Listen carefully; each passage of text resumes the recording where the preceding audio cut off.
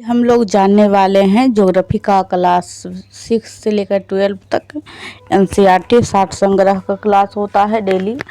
और ये जो क्लास है बहुत ही इम्पोर्टेंट क्लास है, चाहे आप किसी भी एग्ज़ाम की तैयारी कर रहे हों। तो चलिए आज हम शुरू करते हैं। आज हम लोग जानने वाले हैं कि हिमालय पर्वतमाला के बारे में। और आप लोग जो पढ़ रहे हैं वो मैप के द्वारा पढ़ रहे हैं और बहुत ही अच्छे तरीके से रिस्पॉन्स भी आता है कि बच्चे को समझ भी आता है। तो चलिए आप लोग भी कमेंट करके ज़रूर बताइएगा। एक मिनट फ्रेंड्स, पहले हम ब्रश ले लेते हैं उसके बाद। तो चलिए हर बार की तरह पहले हम थोड़ा सा परिचय दे देते हैं, क्योंकि हम लोग जो है ज्योग्राफी का फाउंडेशन पढ़ रहे हैं। तो परिचय है, हिमालय पर्वतमाला भारत के उत्तर में स्थित एक युवा और विशाल पर्वत श्रृंखला है। यानी कि ये जो हिमालय है ये सबसे युवा पर्वतमाला है। यानी कि युवा हम इसीलिए कहते हैं क्योंकि अभी जो है इसका निर्माण हो ही रहा है, यानी अभी ये अपनी युवावस्था में है और भारत के उत्तर में है। तो ये पॉइंट आपको 2 पॉइंट यहाँ से याद रखना है। और वैसे भी हम आपको पीडीएफ वीडियो के डिस्क्रिप्शन में ही दे देते हैं, तो आप लोग वहाँ से हूबहू रंगीन वैसा है जिसे हम पढ़ा रहे हैं पीडीएफ को डाउनलोड कर सकते हैं। और नेक्स्ट जो पॉइंट है वो ये है, यह विश्व की सबसे ऊंची और नवीनतम मोरदार पर्वतमालाओं में से एक है। नेक्स्ट पॉइंट जो है फिर हम आपको मैप पे भी समझाएंगे बहुत ही अच्छे से। हम जो भी पढ़ाएंगे आपको क्लास में ही समझ आ जाएगा, ऐसा हम नहीं जो पढ़े हैं 2-3 अभी 3 क्लास हो चुका है वही बताते हैं। तो चलिए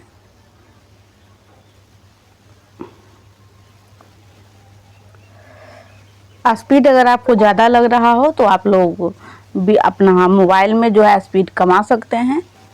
वैसे हम बहुत ही सभी को साथ लेकर पढ़ाते हैं। अब तीसरा जो पॉइंट है वो ये है, यह पश्चिम में सिंधु नदी की घाटी से लेकर पूर्व में ब्रह्मपुत्र नदी घाटी तक फैली हुई है। अब चलिए इसी पॉइंट को हम आपको मैप पे समझाते हैं।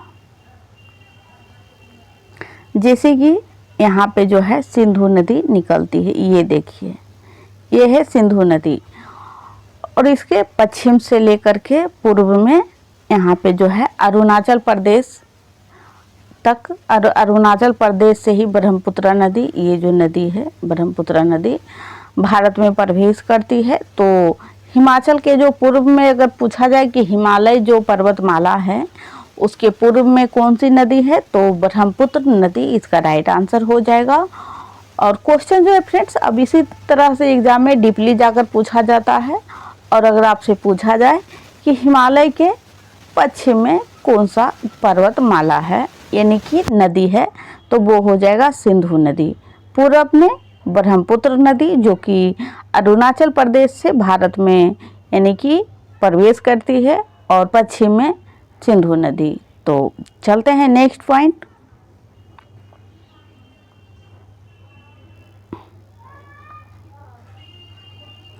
और अगर आप लोगों ने इससे पहले का जो लेक्चर हुआ है वो नहीं देखे हैं तो आप लोग ज़रूर देख लें, क्योंकि ज्योग्राफी यहाँ से पढ़ने के बाद आपको कहीं और पढ़ने की ज़रूरत ना पड़े।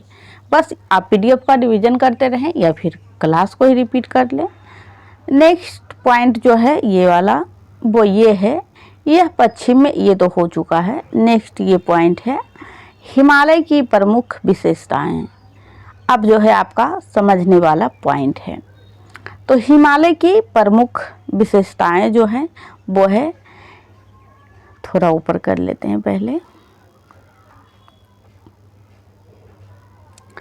पहला विशेषता ये है कि हिमालय का निर्माण टेक्टोनिक प्लेट की टक्कर से हुआ है। किस प्लेट की टक्कर से? तो टेक्टोनिक प्लेट हैं उसी के टक्कर से हुआ है।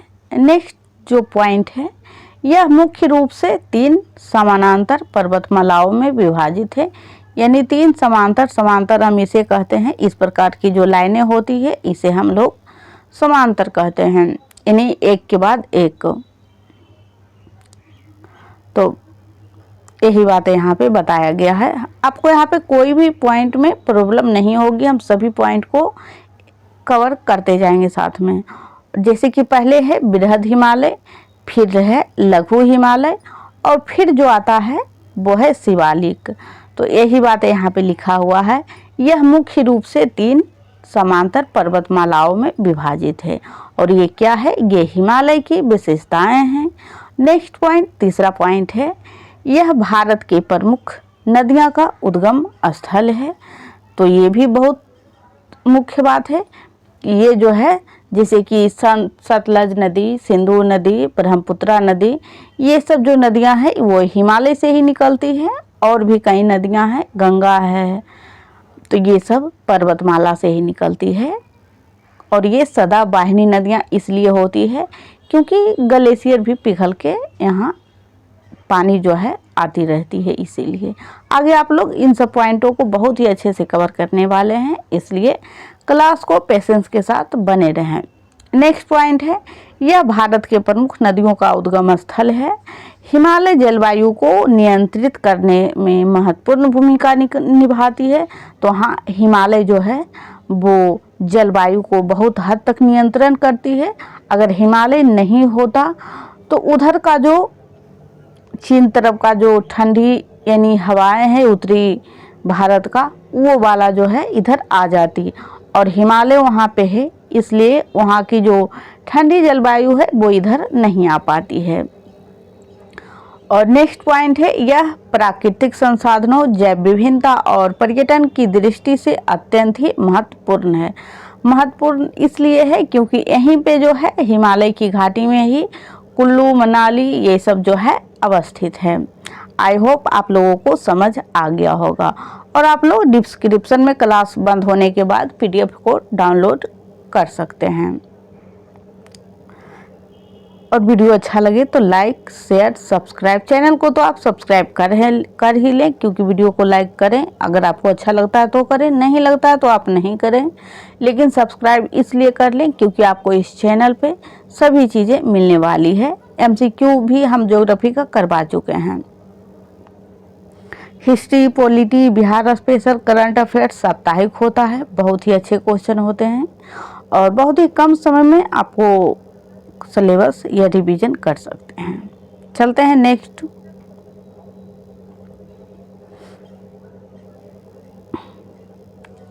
नेक्स्ट पॉइंट है, हिमालय की 3 समानांतर पर्वतमालाएं।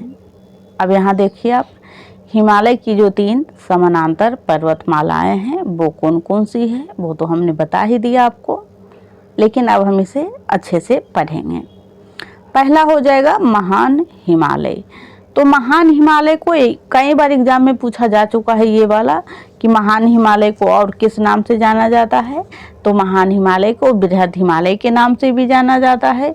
इसे हिमाद्री कहा जाता है। यहाँ जो लिखा हुआ है ब्रैकेट में, महान हिमालय को हिमाद्री। नेक्स्ट अगले ही 1-2 साल पहले का BPSC एग्जाम हुआ था, उसमें पूछा गया था। BPSC AEDO में भी शायद पूछा गया है। यह उत्तरी हिमालय का भाग है और सामान्यतः इसकी जो ऊंचाई होती है महान हिमालय की वो 6000 मीटर से लेकर के 3000 तक हो जाती है नीचे आते आते, यानी कि पूर्व दिशा की ओर जाते जाते। तो सामान्य इसका जो ऊंचाई है वो 6000 मीटर है। आप इसी पॉइंट को याद रखें। अब प्रमुख जो शिखर है बृहद हिमालय का यानी महान हिमालय का, वो माउंट एवरेस्ट है। टोटल लंबाई जो है वो 8848 किलोमीटर है। और ये जो है फ्रेंड्स, ये भारत में नहीं अवस्थित है। ये जो चोटी है माउंट एवरेस्ट, इसका लोकेशन है नेपाल में। तो अगर आपसे पूछा जाए कि भारत का सबसे ऊंची चोटी, तो आप लोग माउंट एवरेस्ट बिल्कुल भी नहीं लगाइएगा, क्योंकि माउंट एवरेस्ट नहीं है। आगे हम बताएंगे कौन सी ऊंची चोटी है। नेक्स्ट दूसरा, मध्य हिमालय। मध्य हिमालय इसे हिमाचल कहा जाता है। इसकी जो सामान्यतः ऊंचाई होती है वो 3700 यानी कि 3700 से लेकर 4500 यानी कि 3700 से लेकर के 4500। आप यहाँ ध्यान दीजिएगा, किलोमीटर नहीं है बल्कि मीटर है, तो मीटर है। प्रमुख पर्वत श्रृंखला पीर पंजाल, धौराधर, मसूरी या मसूरी भी कहीं कहीं लिखा होता है, नाग टिब्बा, ये सब जो है मध्य हिमालय के भाग हैं। नेक्स्ट तीसरा पॉइंट है शिवालिक। शिवालिक जो सबसे दक्षिण में है, तो शिवालिक हिमालय या फिर बाह्य हिमालय भी इसे कहा जाता है। सामान्यतः इसकी ऊंचाई जो है 900 से लेकर के 1100 मीटर तक है। कितना है? 900 से लेकर 1100 मीटर तक। अभी आप सिर्फ पढ़ने पे फोकस करें क्योंकि आपको पीडीएफ मिलने वाली है। संरचना है नवीन अवसादी चट्टानों से निर्मित। यहाँ तक अगर आप लोगों को कोई कन्फ्यूजन है तो आप लोग कमेंट में ज़रूर लिख दें अपना क्वेश्चन या प्रश्न, हम जो है इसका आंसर आपको ज़रूर देंगे। चलते हैं नेक्स्ट पॉइंट को देखते हैं।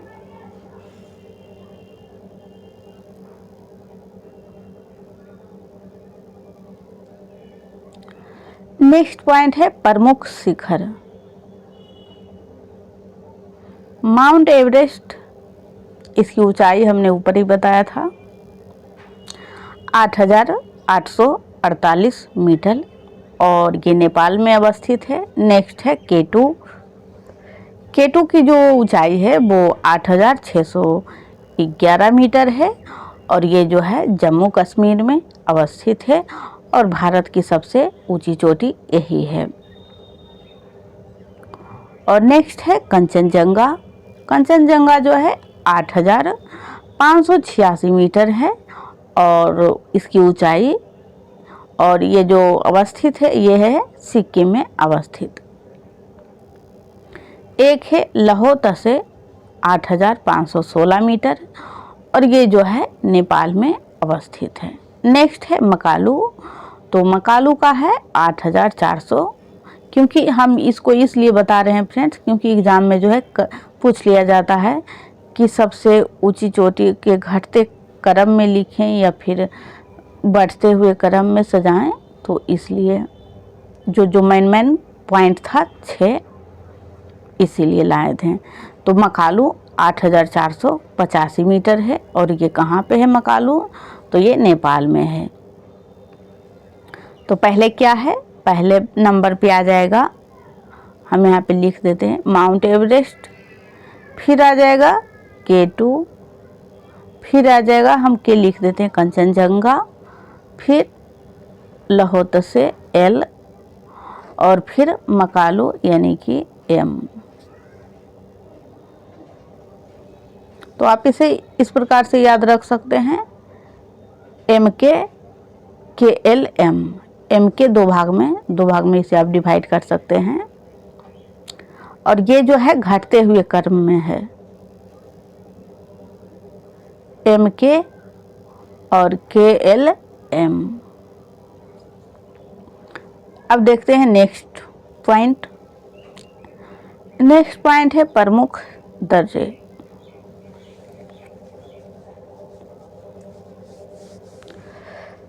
काराकोरम दर्रा कई बार पूछा जा चुका है क्योंकि यही सब ज्योग्राफी में सवाल बन ही सकते हैं और तो यहीं से पूछा जाएगा और हमने सभी पॉइंट को लाया है और अभी आगे क्लास होगा, आप लोग देखिएगा कि हमने सभी चीज़ें को कवर की है वास्तव में और हम इसे जो है कंप्लीट भी करवाएंगे। काराकोरम दर्रा, तो काराकोरम दर्रा कहाँ पे अवस्थित है? तो ये जम्मू कश्मीर में अवस्थित है काराकोरम दर्रा। नेक्स्ट है जोजिला दर्रा, यही जो है बीपीएससी एईडीओ में आप लोग देखिएगा प्रीवियस पेपर जिसका एग्ज़ाम मतलब रद्द हो चुका है, उसका जो है दूसरा तीसरा पेज में ही ये सवाल पूछा गया था। तो जम्मू कश्मीर में ये भी है जो जिला और काराकोरम दोनों ही जम्मू कश्मीर में अवस्थित है। ये दो मतलब दर्रा होती है वो जो है फ्रेंड्स जहाँ पे पहाड़ होते हैं, पर्वत होते हैं, वहीं पे ये दर्रा का निर्माण होता है। तो इसीलिए ज़्यादातर जो आप दर्रा देखेंगे या तो उत्तरी भाग में देखेंगे या फिर दक्षिणी भाग में देखेंगे और दक्षिणी भाग में भी देखेंगे तो बीच में नहीं बल्कि पश्चिमी घाट और पूर्वी घाट के आसपास।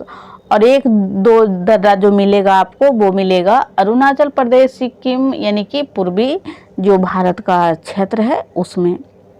बीच में आपको दर्रा नहीं मिलता है।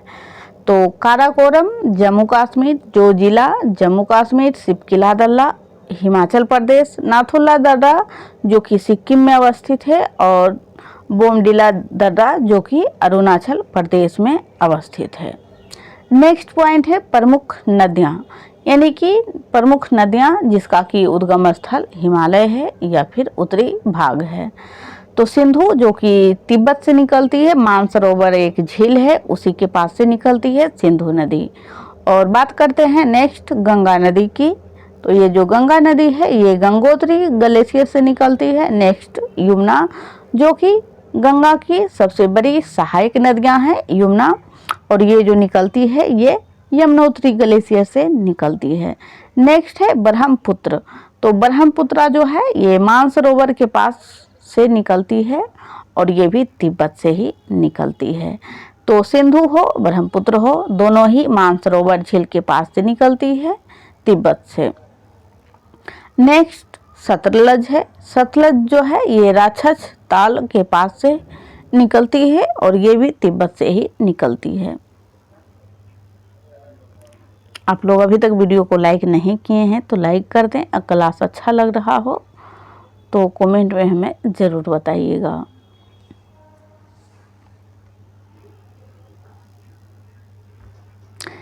नोट थोड़ा देख लेते हैं बस यूं ही। हिमालय भारत की जलवायु, नदियों, वनस्पतियों, जीव जंतुओं, कृषि और पर्यटन के लिए अत्यंत महत्वपूर्ण है। चलते हैं नेक्स्ट।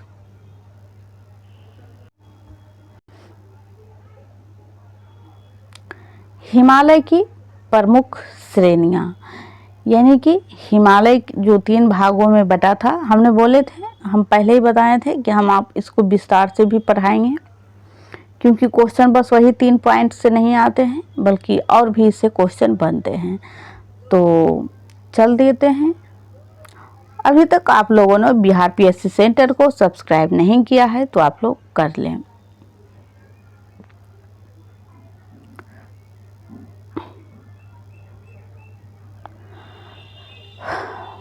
परिचय है हिमालय भारत की उत्तरी सीमा। ये हमने अभी जस्ट पढ़ा है तो इसको पढ़ने की ज़रूरत नहीं है। हाँ, ये पॉइंट इम्पोर्टेंट है। यह पश्चिम में सिंधु नदी के मोड़ से पूर्व में ब्रह्मपुत्र नदी के मोड़ तक लगभग जो है 2400 किलोमीटर में फैला हुआ है। यानी ये जो लंबाई है ये लगभग 2400 किलोमीटर लंबा है। और ये जो लंबाई मापा गया है वो कहाँ से मापा गया है? तो सिंधु से लेकर ब्रह्मपुत्रा तक। नेक्स्ट, हिमालय को सामान्यतः 3 प्रमुख समांतर श्रेणी में विभाजित किया जा चुका है। ये रिवीजन के लिए थोड़ा सा पॉइंट था फ्रेंड्स, क्योंकि पीपीटी जब तैयार होता है तो सभी को कंप्लीट लिखा जाता है, इसीलिए ये सब पॉइंट। लेकिन दोहरा जाने से आपका टाइम वेस्ट बिल्कुल भी नहीं होगा। जो पॉइंट आपने नहीं पढ़ा है उसी को पढ़ाएंगे। महान हिमालय, ये तो हम पहले ही अभी जस्ट बता तो चुके हैं, हिमाद्री कहा जाता है। यह सबसे उत्तरी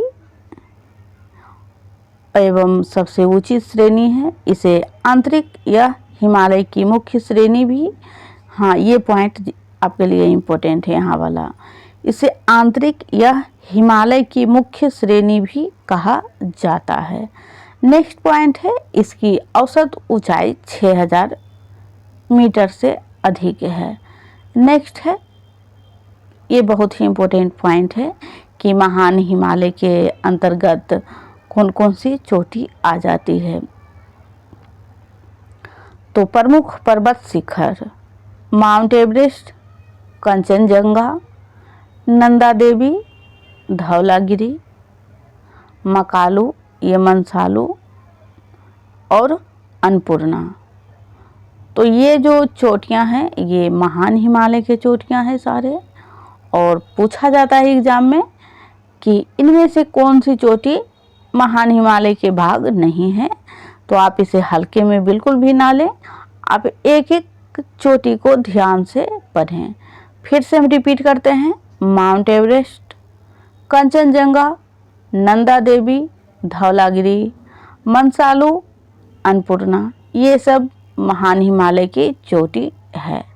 नेक्स्ट, प्रमुख दर्रे, नाथुला दर्रा, जेलेपला दर्रा, लिपुलेख दर्रा और सिपकिला दर्रा, ये सब महान हिमालय के भाग हैं। नेक्स्ट है मध्य हिमालय।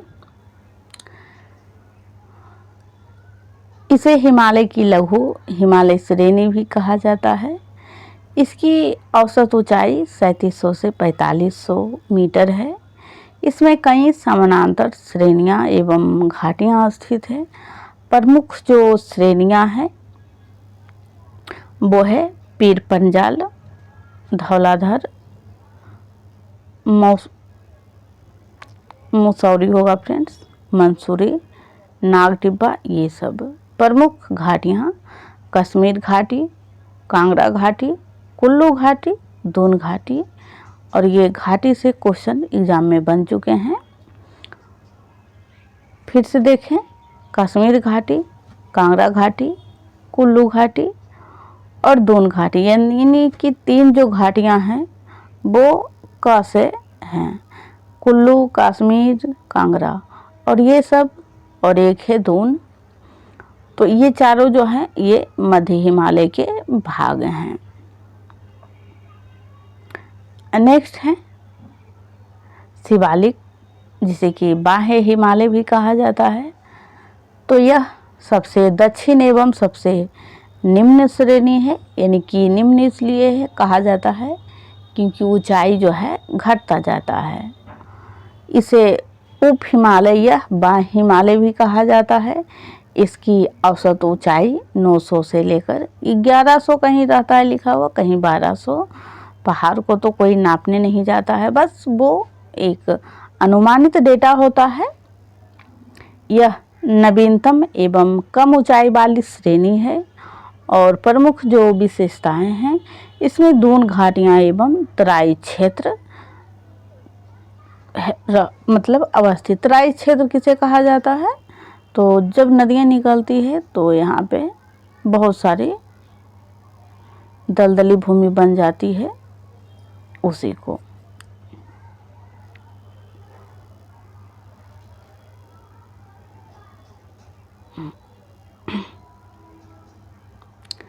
दर्रा तो हम वैसे आपको पढ़ा चुके हैं, देख लेते हैं इसमें कौन सी न्यू दर्रा को ऐड किया गया है, तो फिर से रिवीजन हो जाएगा। आपका मकसद यही रहता है कि आपको सारी बातें क्लास में याद हो जाए, यानी कि अगर हमने 100% आपको दिया है तो उसमें आपको 80% यहीं पे याद हो जाना चाहिए। इसीलिए कुछ कुछ क्वेश्चन को रिवीजन के लिए भी रिपीट कर दिया जाता है।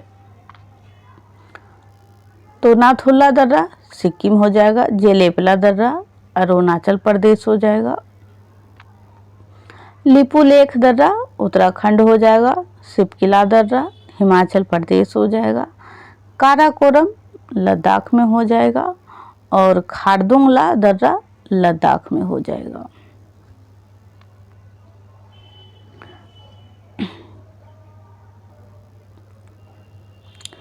नेक्स्ट है प्रमुख नदियाँ जो कि हिमालय से निकलती है। तो सिंधु के बारे में हमने पहले ही बता चुका है और आपको पीडीएफ मिलेगा ही, तो उसी से आप इसका रिवीजन कर लीजिएगा। हाँ, जो जो हमने उसमें थोड़ा देर पहले नहीं बताया है हम उसी को यहाँ कवर करते हैं।